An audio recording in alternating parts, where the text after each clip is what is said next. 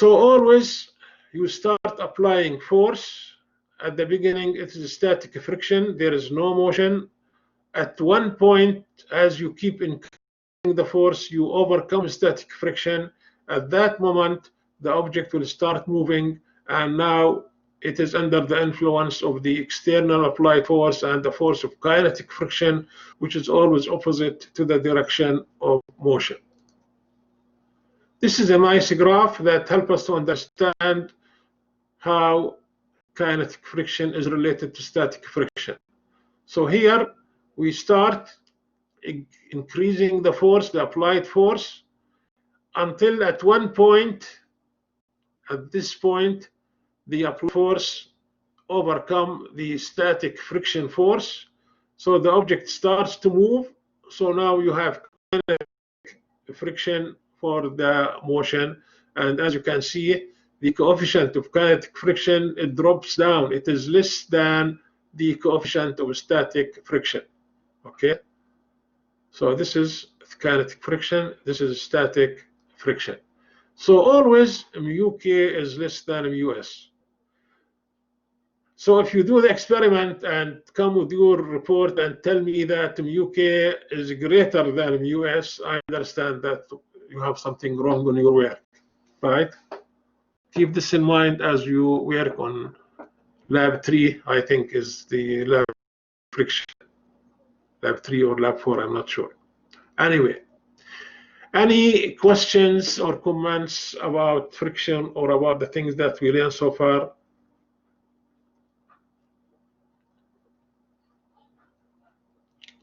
We are good?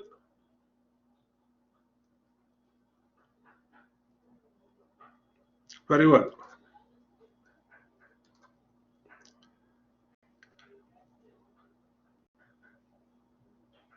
Here, another example.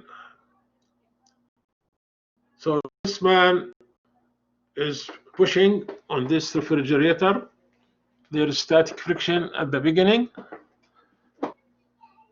At one point, the refrigerator will start moving, will start sliding. At that point, it moves with some acceleration, and the friction force now is less than the static friction. This is kinetic friction. If you press a book flat against a vertical wall with your hand, in what direction is the friction force exerted by the wall on the book?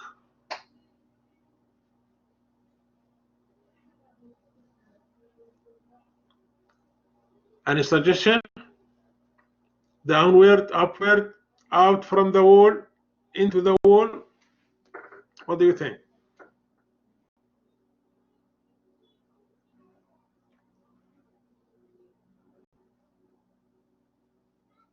I said the statement a few minutes ago. I said the friction will always be opposite to the motion, will always be opposite to the direction of motion. So in order to answer this question, just imagine what would be the direction of motion for the book.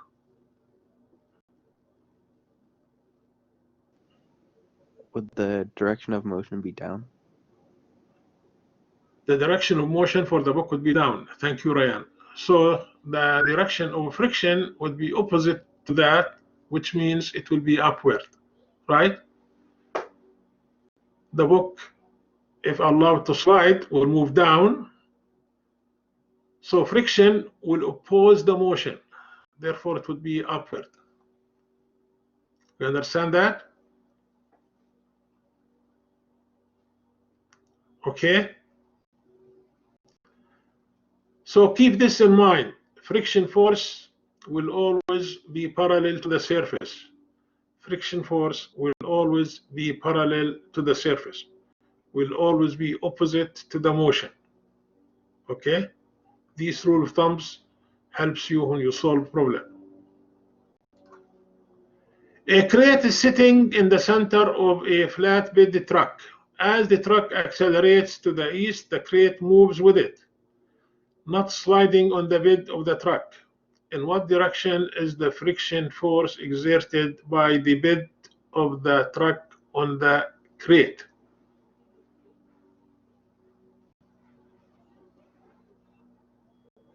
This is a different situation. Now the force of friction is the same direction as that of motion because it is responsible for keeping the crate in its position, right? So in this case, the direction of friction force would be along the direction of motion to the east. Okay? This is static friction. It's not kinetic friction.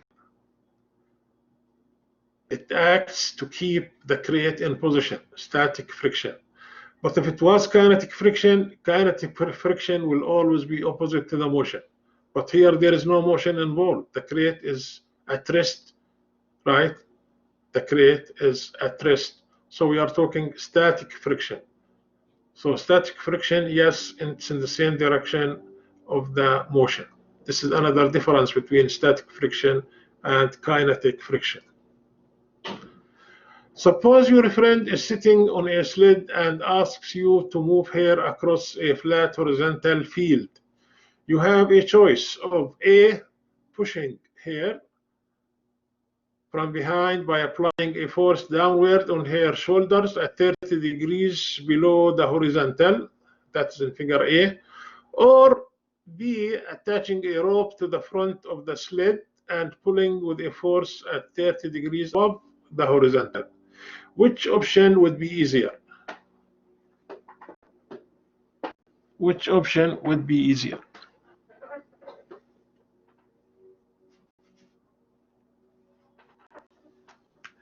The second situation.